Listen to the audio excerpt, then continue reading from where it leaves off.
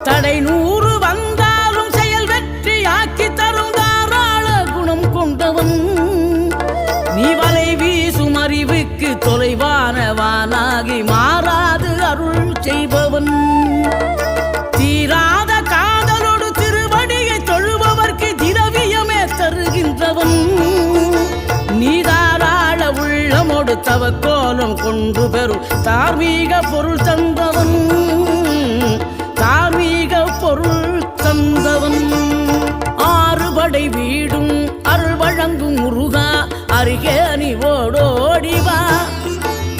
2 முகம் ஜொலிக்க 2 கரங்களுடன் ஆதரவு தர